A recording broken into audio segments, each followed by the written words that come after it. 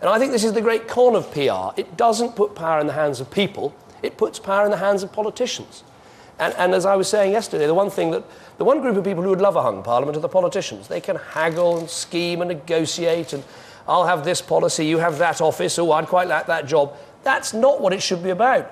Elections should be decisive events where the public choose who they want to be their government, not the politicians. So that's one of the reasons why we stand by our electoral system, and our proposals for electoral reform contained in this book are what we will be fighting for. Andrew Neil. Just for clarity's sake then, does that mean you agree with Ian Duncan Smith, who's just warned on the BBC that the Conservatives mustn't do a deal involving electoral reform and PR under any circumstances? Well, I don't support changing our electoral system. I think our electoral system works for Britain. I think it needs to be reformed in the way that I say, but I don't want to see it changed. I couldn't be clearer about that. Joey Jones from Sky. Thank you. If you think back to the beginning of this campaign, did you ever envisage that there might come a point where you were trying to hijack a Liberal Democrat bandwagon, as you seem to be this morning?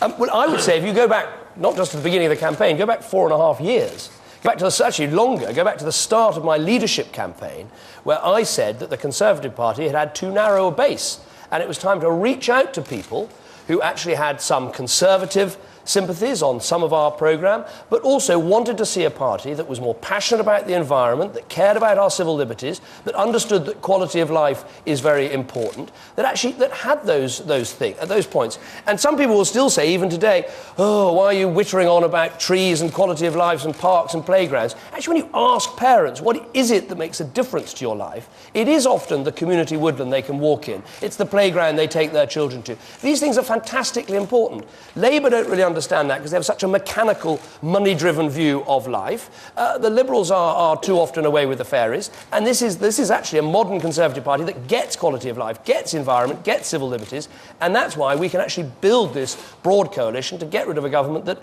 I think even the government now recognise has completely run out of energy, time and ideas. James. James Kirkup from Telegraph. So forgive me for being a bit dense this morning.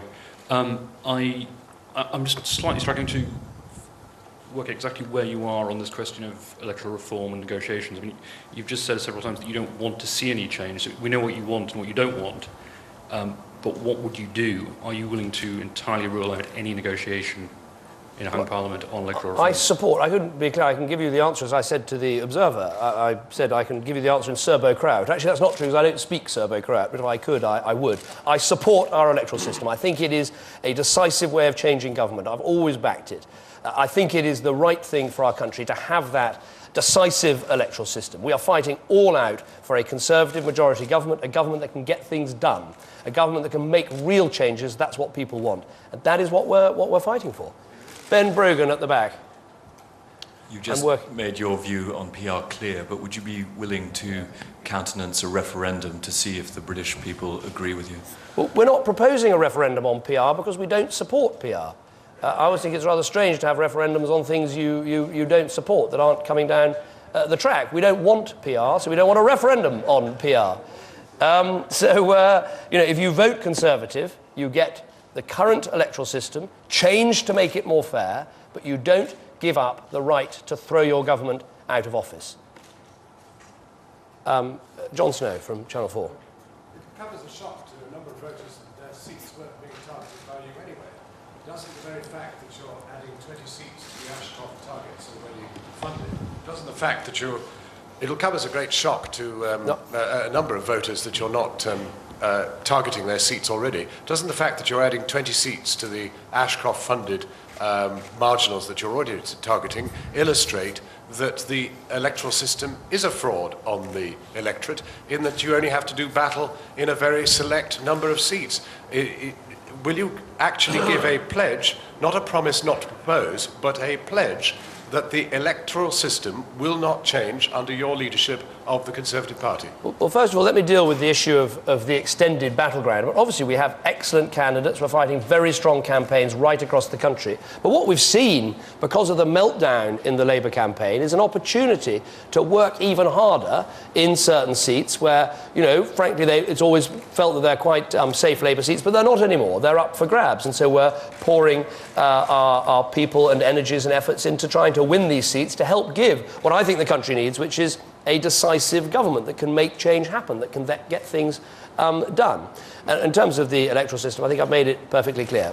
We support the system. To pledge that you will not, as leader of the Conservative Party, allow the electoral system to be changed. I don't want the electoral system to change. I think it would be a big, big mistake for this country. Let's have Tom.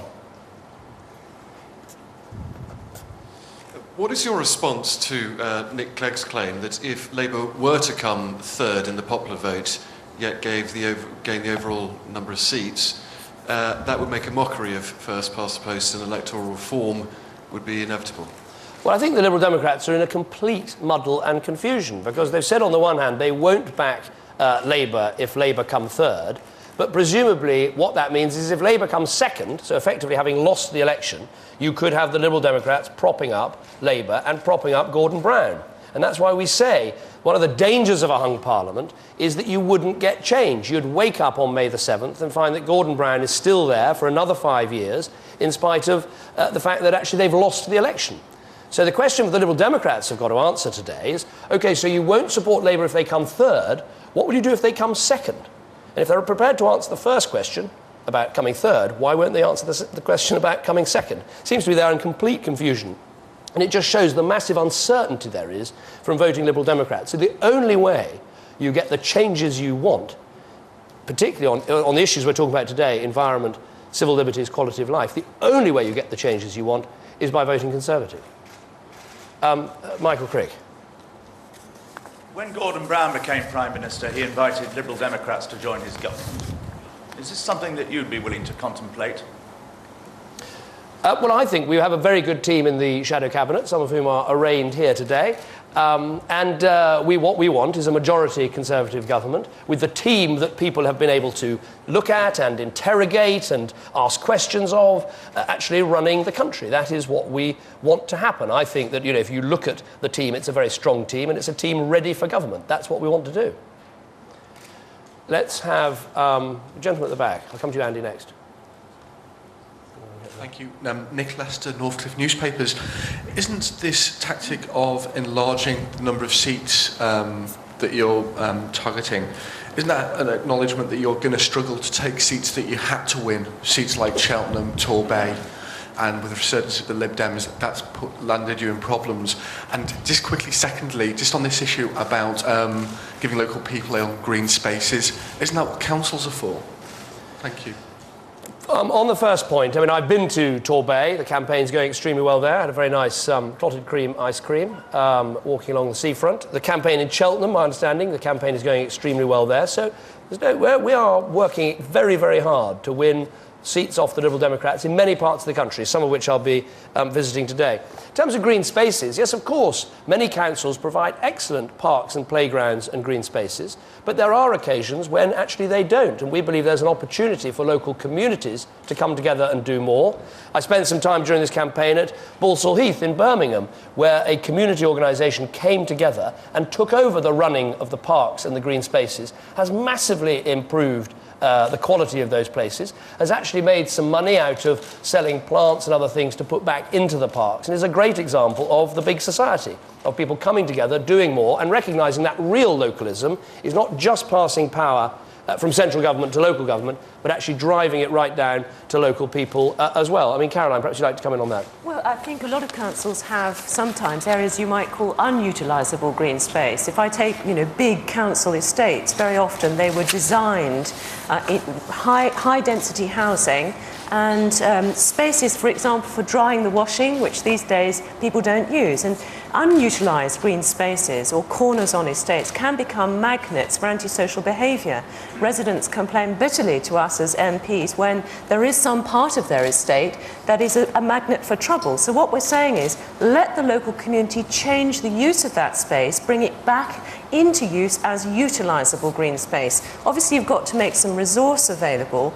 So the fact that we're proposing that from planning, developers make a contribution to the community that's going to take the development, some of those resources can be used to actually benefit the community in this way.